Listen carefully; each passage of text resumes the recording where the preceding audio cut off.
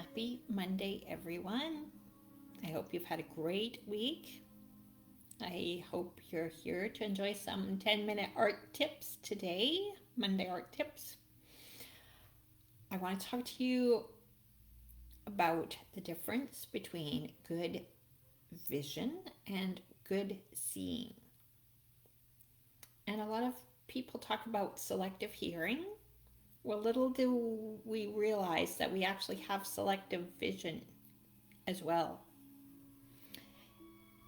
Being able to see what is right in front of you is a learned skill. And not many people realize that. It's just kind of, you really have to hone your talents for seeing what is literally right in front of your eyes. And this is something that I didn't learn how to do until I learned how to paint. My art teacher taught me this, and she took me out. I was living in southern Alberta at the time, and she took me out onto the prairies and she pointed. I think I've told this story in one of my previous 10-minute art tips, and it's valid to repeat the story. She told me to look out at this. It was a stormy day on the prairies. The sky was all dark, and over on the horizon, she said, if you were to paint this scene, what color would you paint the fields? And I had to stop and really look at what it was I was looking at, because I could not believe, but the field was dark navy blue, and it had to do with the color of the light that was being reflected from the clouds and where the sun was and whatnot. It was navy blue field. The field of wheat was navy blue. You think your eyes are playing tricks on you. Have any of you ever seen a navy blue field of wheat? I'm sure you have, and you just didn't notice it. It wasn't until I was an adult and started painting that I learned that the blue, it can be a perfectly blue sky day, and the blue closer to the earth is a lighter color blue, and as it goes higher into the ozone, it gets darker blue. I was 20, how old was I when I started painting? In my 20s, 23 years old, before it made sense to me that the sky is darker blue as it goes up. We all look at the blue sky every single day. And how many of us notice that? I went outside yesterday. It had been pouring rain all day, and I went out when in between rainstorms and just sat there and looked at the exquisite bright green leaves that are springing up all over. Our whole backyard is just a mass of a million different colors of green. It was fascinating. I love being up close and personal to that. Green is my favorite color. But there is such a variation, and I sat and just studied how one green is more yellow than the other green. One's darker, one's lighter, one's got a tinge of orange in it. Some have more yellow in the green, some have more red in the green. And what happens on our Oregon grape, there are still some bright red leaves from the fall. And it looks amazing seeing the bright red leaf next to the bright spring green. It is fascinating. But you have to go outside into nature and really study it. Use your eyes, your good vision or bad vision, just use your sight and take full advantage of the gift of sight, because we're very blessed to have it, and very few of us ever use it. Taking what we see then and putting it into a painting is a whole other thing. And my students always keep asking me, how did you see that? How did you see that? How did you see that? They keep saying that over and over to me. And it was this past week, one of my students said to me, when I told her that she was not painting what she saw, she said to me that she had very good vision. And that's where this idea came from, that having good vision is dramatically different from having good seeing skills. And it's sometimes even when I'm telling my students what they're seeing, they don't see it. You know, look, there is a triangle in this mountain. Look at the shape of that snow pattern. And even when I explain the shape, they still can't see it, because this is something that takes practice, it takes dedication, and it takes time. And you have to do it every day. That is something I repeat in my art lessons, art tips. Every Monday, you're going to hear me say this. It's important to spend at least 10 minutes every day working on your art. And sometimes that 10 minutes is simply sitting in nature and doing nothing, being quiet, being still, and just taking in the moment and looking at what's in front of you. Right now, I have several pots of geraniums.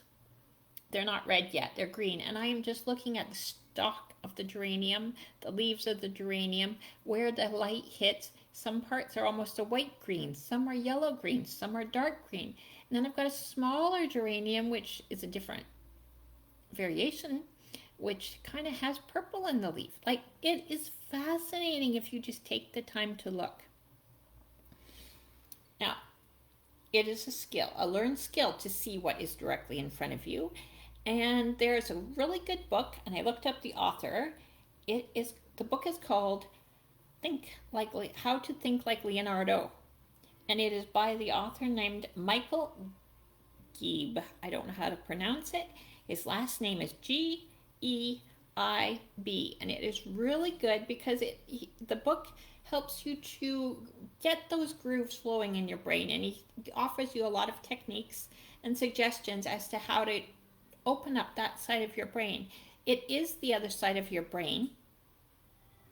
The left side of your brain is what most of us use in our day-to-day lives. That's the left brain is where your language comes from. It's where, when you're reading, you're using your left brain. When you're doing math, left brain. Your logical, rational brain is your left brain. Your right brain is the creative side. That's where you have to step in when you're sitting outside, being quiet for a minute, looking and seeing shapes. That's your right brain clicking in.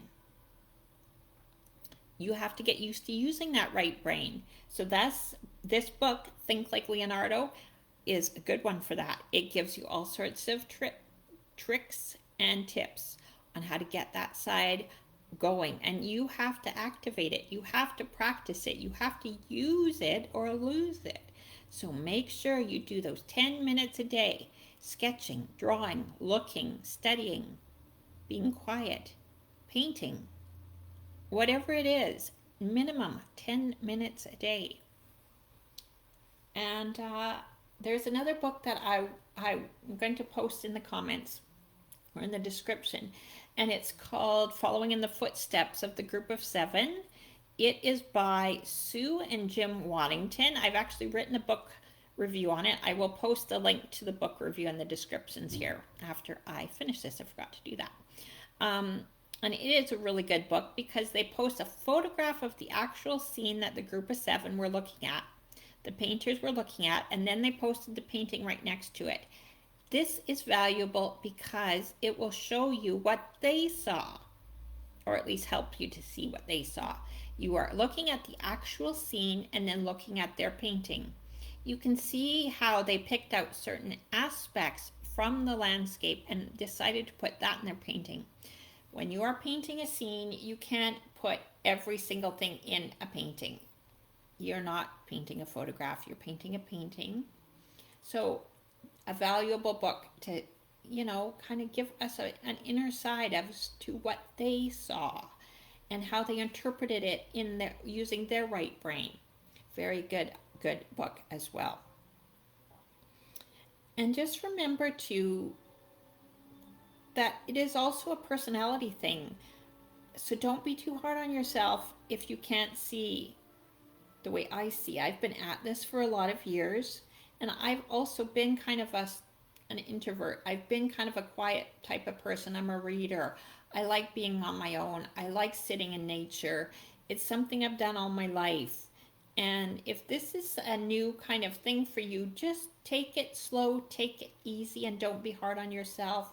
It has to be developed. Just take it one bit at a time. And just the more you spend being quiet and still and looking and studying, you are going to be studying what is in front of you. And sometimes I can even just be sitting in my bedroom reading my book and I look up and there's a shadow across the wall and I get stunned by that. The way the light hits the wall in the green. My room's, of course, bedroom is painted green walls, and the color green changes all the time. We used to have a cottage, and every time you'd look out at the mountains across the lake, there was a different scene, and I would spend hours just looking at the view from our cottage. I was blessed to have that. So just take some time and really learn to hone your skills of actually seeing. I wish you luck, and let me know how it goes and what new things you're seeing every day. I want to hear from you, so please let me know. I hope you are all having a great week. Stay safe, stay healthy, and I will see you right back here again next week, next Monday, for another 10-minute Monday Art Tips. Have a good one. Bye for now.